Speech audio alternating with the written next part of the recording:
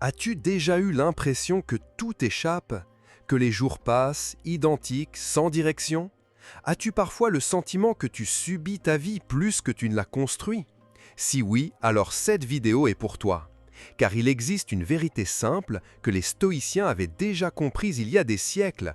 Soit tu organises ta vie, soit tu regardes ton monde s'effondrer. Dans cette vidéo, nous allons explorer ensemble 12 leçons essentielles issues de la sagesse stoïcienne pour reprendre le contrôle, clarifier ton esprit et faire de chaque jour un pas vers la maîtrise de soi. Mais avant de commencer, abonne-toi si ce genre de contenu t'inspire, parce qu'ici, on ne se contente pas de rêver d'une vie meilleure, on la construit. Deviens le responsable de ta vie. As-tu déjà remarqué à quel point il est facile de blâmer les autres pour nos difficultés? Quand quelque chose tourne mal, notre premier réflexe est souvent de pointer du doigt. La société, notre famille, notre patron, nos ex, le système, les circonstances. Tout semble être la faute de quelqu'un d'autre. Mais que se passerait-il si, pour une fois, tu tournais ce doigt accusateur vers toi-même? Non pas pour te juger ou te punir, mais pour reprendre le contrôle. La première leçon, la plus fondamentale de toutes, c'est celle-ci. Tu es responsable de ta vie. Cela ne veut pas dire que tout est de ta faute. Le stoïcisme ne nie pas les injustices, les tragédies ou les imprévus. Mais il affirme avec force une chose essentielle.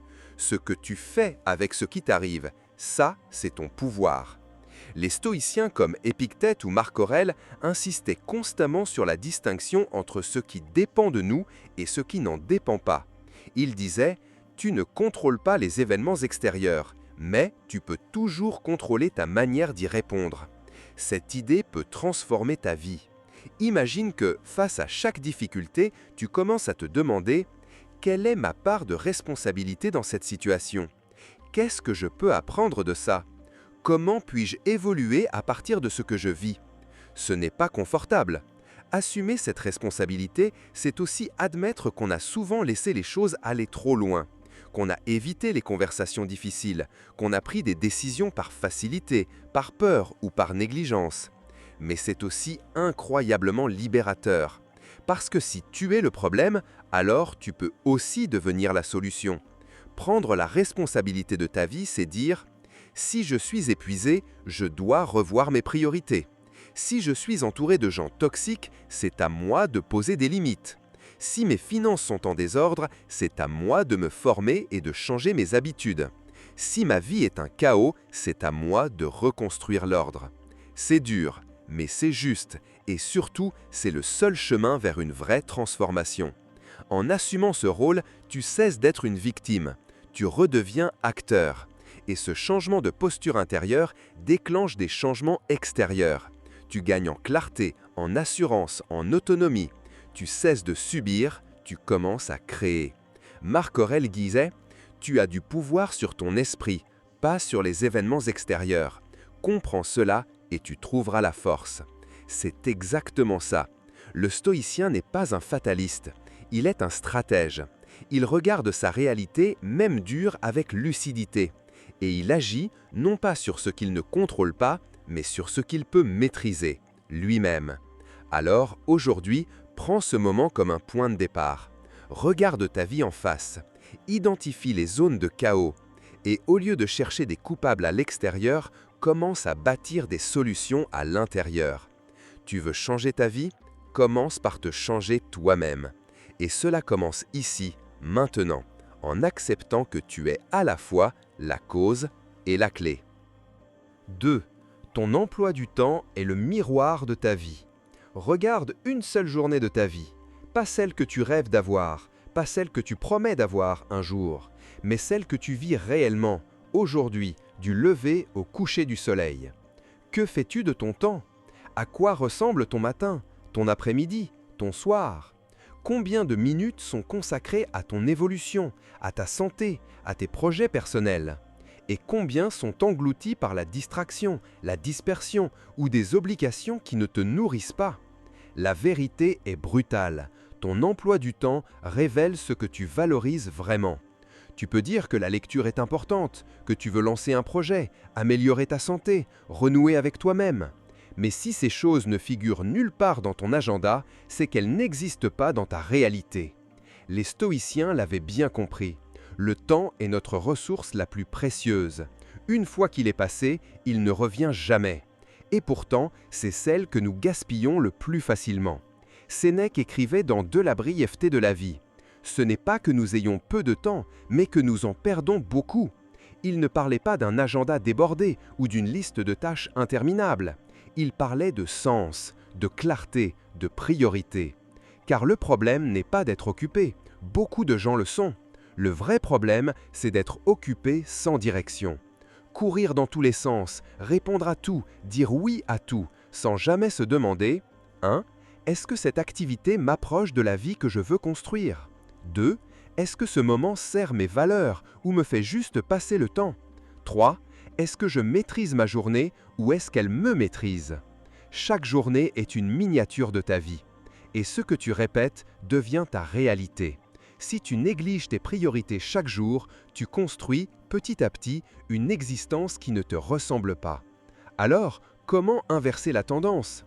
Commence par planifier en fonction de ce qui compte vraiment. Pas de ce qui est urgent ou de ce que les autres veulent de toi, mais de ce qui te nourrit profondément.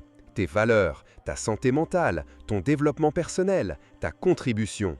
Tu veux lire davantage? Bloque un créneau chaque jour. Tu veux reprendre le sport? Intègre-le à ton emploi du temps comme un rendez-vous non négociable. Tu veux créer un projet? Écrire, apprendre, inscris-le visiblement chaque semaine. Et surtout, protège ton temps. Apprends à dire non, à filtrer les distractions, à couper les sollicitations qui t'arrachent à ton intention. Car chaque minute a un coût, et chaque minute que tu n'utilises pas en conscience est offerte à autre chose, à une notification, à une attente d'autrui, à une activité sans profondeur. Imagine ton agenda comme un jardin. Ce que tu y plantes chaque jour finit par pousser. Si tu n'y mets rien, les mauvaises herbes prennent le dessus. Mais si tu y sèmes des graines de discipline, de clarté, de direction, alors, avec le temps, tu récoltes une vie alignée, riche, pleine de sens.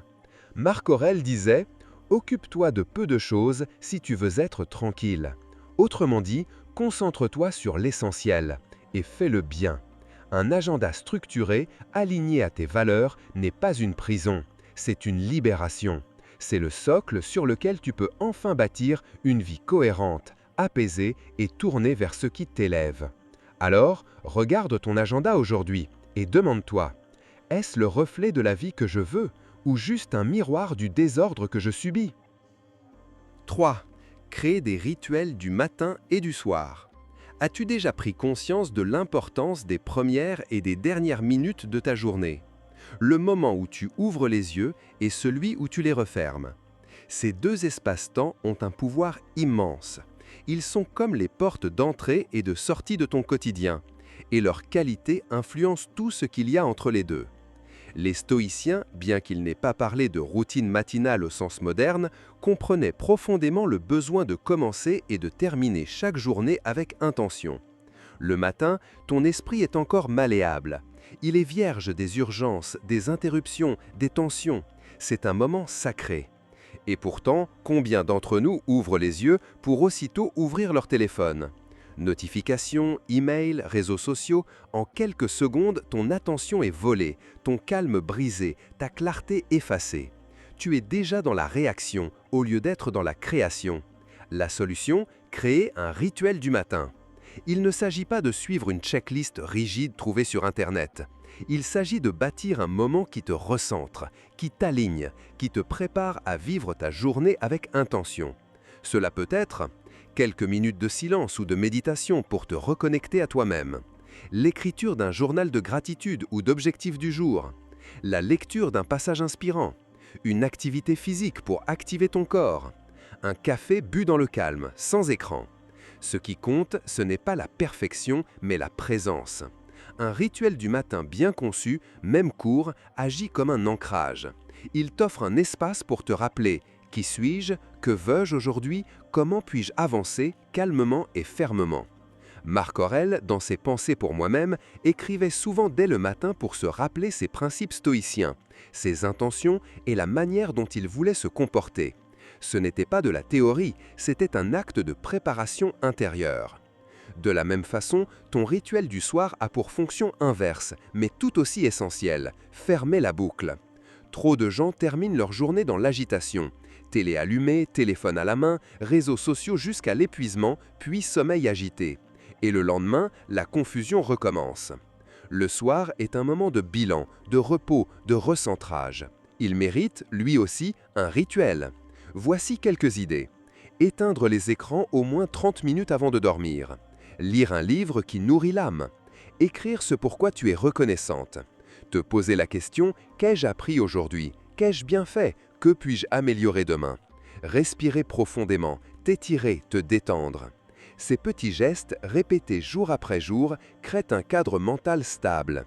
Ils t'aident à passer du tumulte au repos, de l'agitation à l'acceptation. Les stoïciens nous rappellent que la vie est courte, mais que chaque jour peut devenir une œuvre d'art si on le vit pleinement, avec présence et lucidité. Et cette pleine conscience commence et se termine dans le silence de ton matin et de ton soir. N'oublie jamais, ce que tu fais durant les premières et les dernières minutes de ta journée détermine en grande partie la qualité de ton esprit, et donc la qualité de ta vie. Alors, crée tes rituels, protège-les comme des trésors, car c'est dans ces moments simples que se forge la puissance de ton quotidien. 4. Ton environnement reflète ton état d'esprit. Regarde autour de toi, pas plus loin que l'endroit où tu te trouves en ce moment. Est-ce que cet espace inspire le calme, la clarté, la concentration? Ou bien est-il encombré, étouffant, désordonné? Les stoïciens savaient que le monde extérieur influence notre monde intérieur. Ton environnement n'est pas neutre. Il agit en permanence sur ton humeur, ta pensée, ta discipline. Et inversement, ton espace est aussi le reflet de ton état mental actuel. Un esprit confus vit souvent dans un lieu désordonné. Un esprit fatigué ne remarque plus le chaos. Et pourtant, ce chaos entretient la confusion. C'est un cercle vicieux. Mais l'inverse est tout aussi vrai. Mettre de l'ordre autour de soi, c'est commencer à mettre de l'ordre en soi. Sénèque, philosophe de l'action, vivait dans une grande simplicité. Il nous rappelle que l'excès, le superflu, le bruit visuel ne sont pas synonymes de richesse ou de liberté, mais bien souvent des sources d'agitation et de distraction. Ton environnement est un message silencieux que tu envoies à toi-même chaque jour. Lorsque tu choisis consciemment de le nettoyer, de le structurer, de l'alléger, tu envoies un signal clair à ton esprit. Je mérite un espace clair, donc je mérite une vie claire. Je m'organise à l'extérieur pour me recentrer à l'intérieur. Je prends soin de ce qui m'entoure, donc je prends soin de moi. Prends l'exemple d'un bureau désorganisé. Des papiers partout, des tasses de café vides, des objets sans fonction précise. Il est presque impossible de se concentrer longtemps dans un tel cadre. Chaque élément attire ton attention, te parasite. Tu dépenses de l'énergie mentale rien qu'en le regardant. Au contraire, un espace épuré te donne de l'air, de la fluidité. Il t'aide à respirer, à penser, à décider. Mais cela ne concerne pas que l'espace physique. Ton environnement numérique aussi a un impact. Ton téléphone, ton ordinateur, tes applications, sont-ils organisés ou bien saturés d'onglets ouverts, de notifications inutiles, de distractions en tout genre? Le stoïcien moderne ne fuit pas la technologie. Il la maîtrise. Il la configure pour qu'elle le serve au lieu de l'envahir. Cela signifie désactiver les alertes non essentielles, organiser ses fichiers, limiter le désordre visuel. Créer un environnement digital qui soutient ta concentration, pas qui l'explose. Et au-delà du matériel, pose-toi cette question. Les lieux que je fréquente me nourrissent-ils? Un café bruyant, une chambre sombre, une maison sans lumière naturelle sont autant de petits détails qui finissent par user ton énergie, te freiner sans que tu t'en rendes compte. Le stoïcisme, ce n'est pas se couper du monde. C'est créer un monde autour de soi qui soutient notre vertu, notre paix intérieure, notre clarté d'action. Commence petit. Range ton espace de travail. Fais ton lit chaque matin. Débarrasse-toi de ce qui n'a pas de valeur. Crée une ambiance qui te ressemble, propre, simple, alignée. Tu verras, dès que ton environnement change, ton esprit commence à respirer. Et quand ton esprit respire, tu penses mieux, tu agis avec plus de calme, tu reprends ta vie en main. Parce qu'en réalité, chaque acte d'ordre est un acte de respect envers toi-même. 5. Planifie ta vie, ou sois condamné à improviser? As-tu une direction claire pour ta vie, un cap précis, un plan de route, même imparfait, mais sincère, vers lequel tu avances? Ou es-tu comme un bateau sans gouvernail, porté par les vents, réagissant aux vagues sans jamais décider réellement de la destination? La vérité est simple. Si tu ne planifies pas ta vie, quelqu'un d'autre le fera à ta place. Ton employeur, la société, les attentes de ton entourage, les circonstances, les urgences du moment, tous ces éléments prendront le contrôle de ton agenda, de ton énergie, de ton avenir. Le stoïcisme nous enseigne que le chaos extérieur reflète souvent un manque de vision intérieure. Et quand tu n'as pas de plan, tu finis toujours par vivre dans la réaction.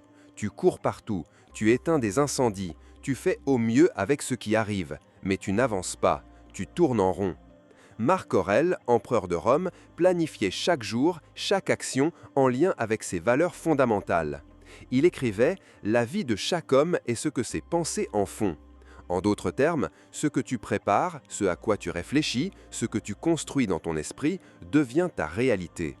Planifier, ce n'est pas tout contrôler, c'est donner une direction. C'est te demander régulièrement « Où vais-je ? Pourquoi est-ce important pour moi ? Quelles sont les étapes concrètes que je peux mettre en place dès aujourd'hui ? Quelles habitudes, quelles décisions quotidiennes m'éloignent ou m'approchent de cette vision ? Sans plan, tu es esclave de la distraction. Tu te laisses embarquer dans ce que les autres veulent de toi. Tu deviens passif dans ta propre vie. Mais avec un plan, même simple, même imparfait, tu récupères ton pouvoir. Tu reprends ton rôle de capitaine. Et tu fais un choix stoïcien fondamental, vivre avec intention au lieu de vivre par accident. Le secret n'est pas de tout figer à l'avance, ce serait absurde car la vie reste imprévisible. Le secret, c'est de créer un cadre souple mais solide dans lequel tu peux avancer avec cohérence. Commence par les grands axes. Quelle est ta vision à long terme? Où veux-tu être dans 3, 5, 10 ans? Quel domaine de ta vie mérite une attention stratégique? Santé, finances, relations, développement personnel, projets créatifs, contributions. Ensuite, traduis cette vision en actions concrètes, en semaines, en journées, en blocs de temps protégés dans ton emploi du temps.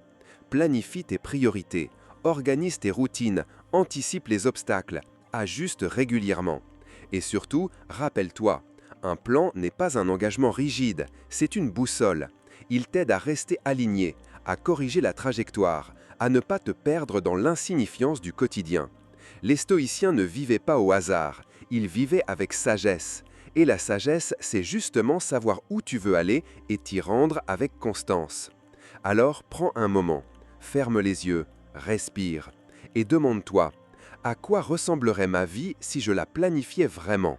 Si j'arrêtais d'improviser et que je choisissais chaque jour d'avancer vers ce qui compte? Parce que si tu ne le fais pas, le monde le fera pour toi. Et ce monde n'a pas forcément ton bonheur en priorité. 6. Sois conscient de ce que tu consommes. Chaque jour, tu manges, tu lis, tu écoutes, tu regardes. Tu consommes. Mais t'es-tu déjà demandé qu'est-ce que je nourris en moi à travers ces choix?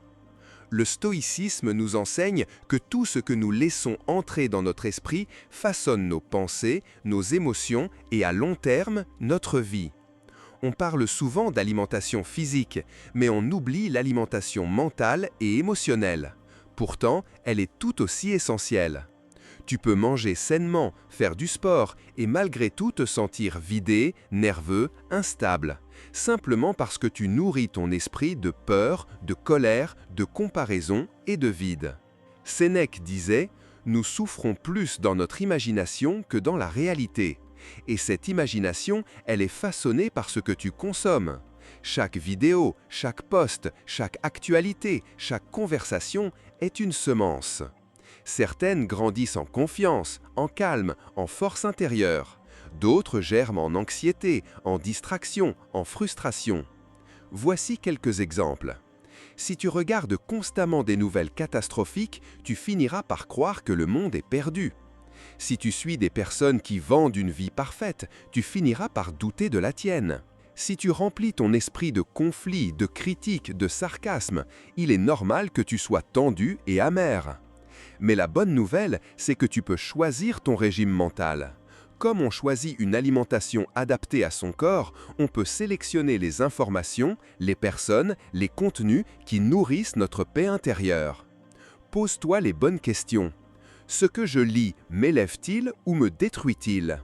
Ce que j'écoute renforce-t-il ma clarté ou alimente-t-il mes peurs? Est-ce que je consomme consciemment ou par automatisme? Le stoïcien moderne filtre avec rigueur. Il ne rejette pas la réalité, il la choisit. Il consomme ce qu'il rapproche de la vertu, de l'élévation, de la maîtrise de soi. Voici quelques actions concrètes. Supprime les notifications qui t'interrompent sans raison. Désabonne-toi des comptes ou chaînes qui créent en toi de la comparaison, de la colère ou du vide. Réserve du temps chaque jour pour lire ou écouter des contenus qui t'élèvent, philosophie, biographie, spiritualité, etc. Entoure-toi de personnes qui parlent avec respect, avec vision, avec lucidité. Ta paix mentale est un sanctuaire, tu es le seul gardien, et ce que tu laisses entrer façonne le climat de ta conscience.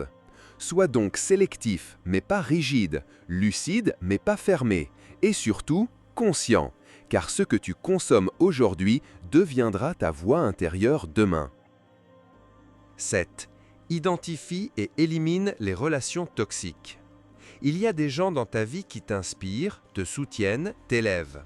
Et il y en a d'autres qui t'épuisent, qui volent ton énergie, t'enferment dans la plainte, dans la confusion ou dans le doute. Les stoïciens savaient que l'homme est profondément influencé par son entourage. Épictète le disait clairement. Fuis les mauvaises compagnies comme la peste. Tu peux avoir la meilleure routine du monde, une discipline solide, des objectifs clairs.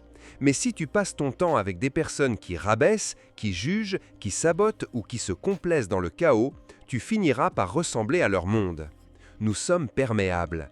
Et c'est humain, mais ce n'est pas une excuse, c'est une invitation à choisir consciemment tes cercles. Voici des signes d'une relation toxique. Tu te sens vidé après chaque interaction. Tu dois constamment te justifier, te défendre, expliquer qui tu es. Tu avances et l'autre t'en veut de ne plus rester dans la stagnation. La manipulation est subtile mais présente. Tu n'es pas écouté, tu es utilisé. Cela ne veut pas dire que l'autre est mauvais, mais cette dynamique ne te sert plus. Et si tu veux organiser ta vie, tu dois purifier tes relations. C'est douloureux parfois, car il peut s'agir de proches, d'amis d'enfance, voire de membres de ta famille. Mais tu dois te rappeler, tu n'es pas obligé de rester attaché à ce qui te détruit simplement parce que ça a duré longtemps. Les stoïciens prônent la compassion, la sagesse, la bienveillance, mais jamais au prix de l'autosacrifice mental. Tu peux aimer quelqu'un, à distance, tu peux respecter sans rester prisonnier. Alors fais un audit de ton entourage. Qui te nourrit? Qui t'aligne? Qui t'aide à devenir meilleur? Qui te tire vers le bas, consciemment ou non? Qui refuse de changer et te freine dans ta croissance? Et ensuite, aie le courage stoïcien. Pose des limites claires. Cela ne veut pas dire être dur ou cruel. Cela veut dire être fidèle à toi-même. Crée un cercle vertueux autour de toi. Cherche les relations basées sur l'honnêteté, le respect, l'élévation mutuelle. Celles où on peut grandir ensemble. Celles où on peut se dire la vérité sans se blesser. Ton énergie est précieuse. Ne la gaspille pas dans des conflits inutiles, des dialogues sans fin, des relations vides. Marc Aurèle écrivait « Celui qui vit en accord avec lui-même vit en paix avec le monde. » Mais pour vivre en accord avec toi-même, tu dois parfois dire non. Et ce non est souvent l'acte le plus puissant d'amour que tu puisses te faire. 8. Ton corps est ton premier environnement. 500+. On parle souvent d'organisation mentale, d'agenda, d'objectifs. Mais il y a un pilier fondamental que beaucoup négligent, le corps. Ton corps, c'est ta première maison, ton véhicule, le temple dans lequel ta conscience habite. Et si tu ne prends pas soin de lui, tout s'effondre. Les stoïciens valorisaient la modération, la force, la clarté d'esprit. Mais ils savaient que la discipline commence par le soin du corps.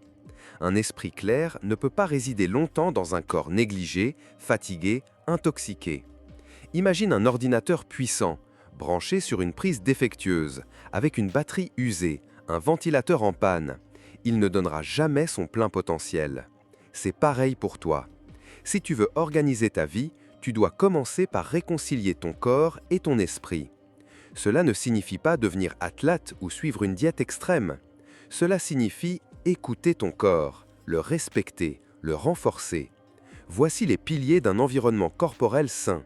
Le mouvement, marche, étirement, sport doux ou intense, mais bouge. Ton corps est fait pour ça. Le sommeil, c'est la base de ta régénération mentale. Protège-le. Éloigne les écrans. Respecte ton rythme. L'alimentation, mange pour nourrir, pas pour fuir. Choisis des aliments simples, vivants, clairs. La respiration, le stress chronique te déconnecte de ta respiration.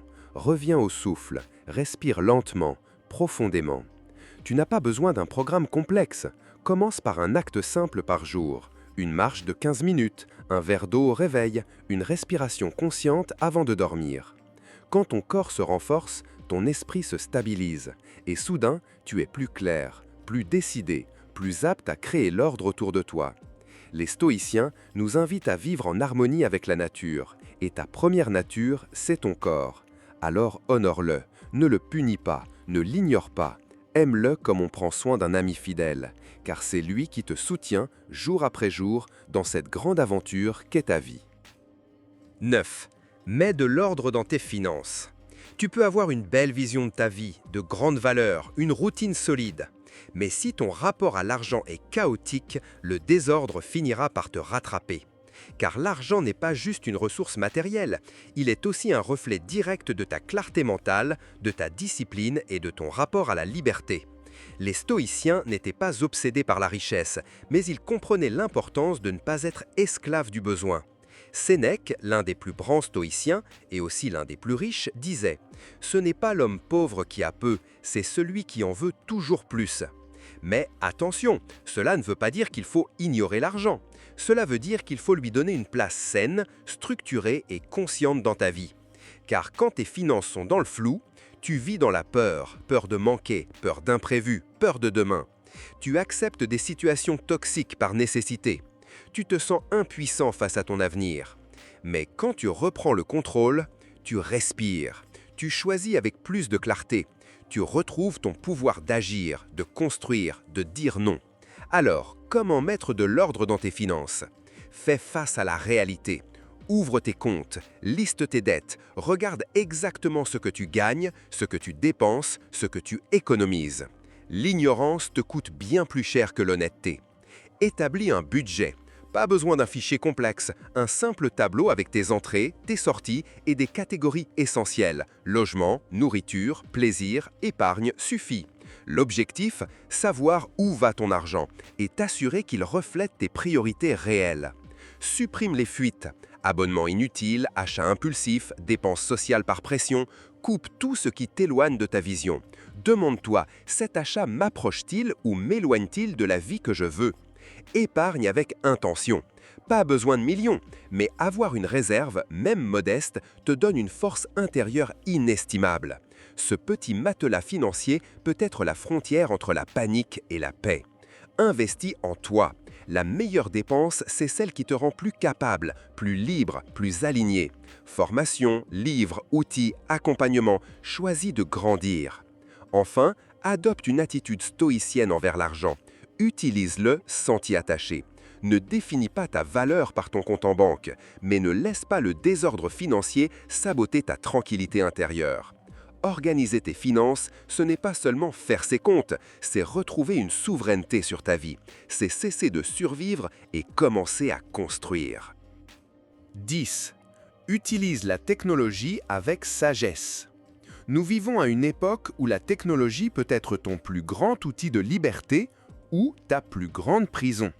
D'un côté, tu as accès à une infinité de savoirs, d'outils, de connexions.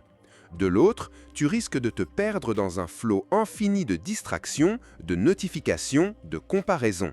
La question n'est donc pas pour ou contre la technologie, mais comment l'utiliser sans qu'elle m'utilise ?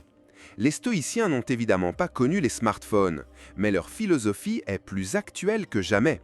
Elle nous enseigne à vivre avec conscience, avec intention, avec mesure. Et c'est exactement ce dont nous avons besoin face à la technologie. Car chaque notification, chaque vidéo, chaque scroll déclenche en toi une réaction, un pic de dopamine, une dispersion, une tension subtile.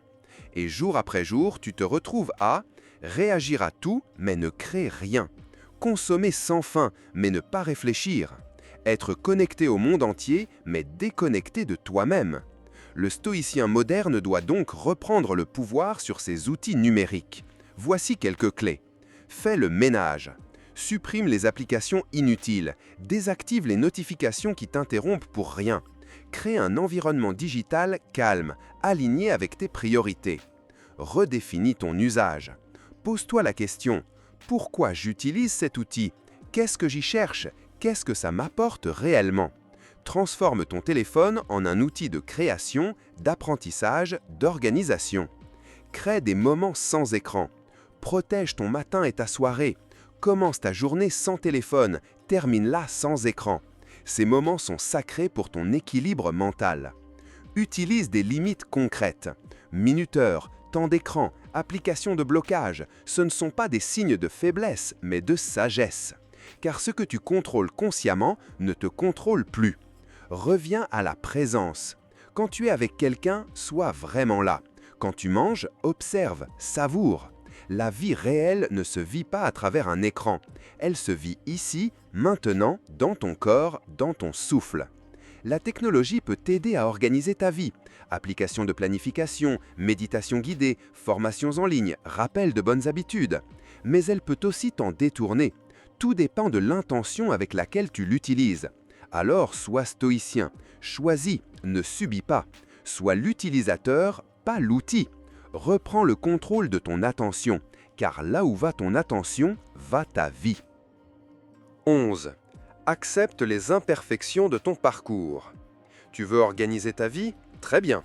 Tu veux maîtriser ton esprit, clarifier ton environnement, bâtir une discipline durable? Excellent. Mais laisse-moi te dire une vérité stoïcienne fondamentale.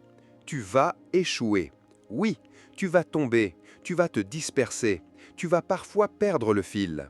Et c'est précisément là que se joue ta vraie maîtrise. Les stoïciens, loin de l'image froide et rigide qu'on leur prête parfois, savaient que l'imperfection fait partie du chemin. Ils ne cherchaient pas la perfection absolue, mais la constance dans l'effort. Marc Aurèle écrivait dans ses Pensées pour moi-même. Quand tu perds ton chemin, reprends-le calmement, sans honte, comme si rien ne s'était passé. Tu veux savoir ce qui détruit le plus de progrès chez les gens? Ce n'est pas le manque de talent, ni le manque de temps. C'est l'abandon dès que les choses ne sont plus parfaites. Tu planifies ta semaine, mais tu rates 2 jours. Alors tu laisses tomber. Tu te fixes une routine, mais tu l'interromps une fois et tu te dis « je suis nul ». Tu essayes d'être discipliné, mais tu craques et tu crois que tout est perdu. Non, rien n'est perdu. Ce n'est pas ton échec qui compte, c'est ta capacité à te remettre debout, à reprendre ton plan, à ajuster, à recommencer. Car voici ce que t'enseigne le stoïcisme. Le chaos n'est pas toujours à l'extérieur, il est souvent dans ta rigidité intérieure. Ta quête de contrôle absolu devient elle-même une source de désordre. Alors que faire? Prévois l'imprévu. Ton emploi du temps doit être souple. Ton système doit inclure les écarts. Tu ne vis pas dans un laboratoire, tu es un être humain dans un monde vivant. Redéfinis l'échec. Chaque chute est une information. Elle te dit « ce système ne fonctionne pas ici, ajustons ». Ce n'est pas une punition, c'est une leçon. Sois bienveillant mais exigeant. Ne te flagelle pas, mais ne t'excuse pas non plus indéfiniment. Relève-toi avec dignité, sans victimisation. Chaque jour est une chance de recommencer. Garde une vision longue. L'ordre ne se construit pas en une semaine, il se bâtit pierre après pierre. Tu as le droit à des fissures. Ce qui compte, c'est de ne pas arrêter la construction. La maîtrise de soi, selon les stoïciens, ce n'est pas de ne jamais vaciller. C'est de revenir à soi encore et encore, avec courage, avec humilité. Ta vie ne s'effondre pas parce que tu as trébuché. Elle s'effondre quand tu abandonnes. Et elle s'élève chaque fois que tu choisis de recommencer. 12. L'organisation comme acte de respect envers toi-même. On pense souvent que s'organiser, c'est être rigide, que c'est une contrainte, une perte de spontanéité. Mais en réalité, l'organisation est un acte de profonde bienveillance. C'est une manière silencieuse de dire à ton âme « tu comptes, ta vie compte, ton énergie mérite d'être honorée ». Le stoïcisme ne te pousse pas à vivre comme un robot, mais à vivre en accord avec la nature humaine. Et cette nature a besoin d'ordre, de clarté, de direction. Marc Aurèle passait ses matinées à écrire, à réfléchir, à structurer ses pensées. Pourquoi? Parce qu'il savait que le chaos du monde exigeait un sanctuaire intérieur. Et que ce sanctuaire, tu le construis avec des habitudes, des systèmes, une hygiène de vie. Chaque acte d'organisation est un acte d'amour envers ton avenir. Quand tu ranges ton espace, tu dis « je mérite un lieu clair pour penser ». Quand tu planifies ta journée, tu dis « mon temps est précieux ». Quand tu prépares tes repas, que tu règles tes comptes, que tu mets de l'ordre dans tes fichiers, tu dis « je prends soin de ce que je construis ». Ce n'est pas un effort vain, c'est une déclaration silencieuse de ton respect pour toi-même. Voici quelques rituels simples mais puissants. Un moment chaque soir pour revoir ta journée et noter tes priorités pour demain. Un espace de travail organisé avec des objets que tu choisis consciemment. Un matin sans écran pour commencer par toi, pas par le monde. Un bilan mensuel, seul ou avec un ami, pour ajuster ta trajectoire. L'organisation n'est pas une punition, c'est la structure qui te libère. C'est le cadre qui protège ta créativité, ton énergie, ta paix. Et plus encore, c'est un engagement. Chaque acte d'ordre que tu poses aujourd'hui est un message à ton futur toi. Je te respecte, je t'aide à être libre, je prépare ton terrain. Ne cherche pas la perfection, cherche la cohérence. Ce que tu fais chaque jour vaut 1000 fois plus que ce que tu fais une fois dans l'euphorie. Alors commence petit, un tiroir, un coin de ton esprit, un moment pour respirer. Et laisse cet ordre se répandre, de l'intérieur vers l'extérieur, de ton espace vers ton esprit, de ton agenda vers ta vie. Organiser ta vie, ce n'est pas la contrôler, c'est l'honorer. Chaque jour, tu as le choix. Laisser la vie te bousculer ou reprendre le gouvernail. Le stoïcisme n'est pas une philosophie lointaine, c'est une pratique concrète. Et cela commence maintenant. Alors, que vas-tu faire? Vas-tu organiser ta vie ou continuer à la regarder s'effondrer? Abonne-toi, partage cette vidéo si elle t'a parlé et surtout, passe à l'action, car la sagesse sans application reste juste de belles paroles.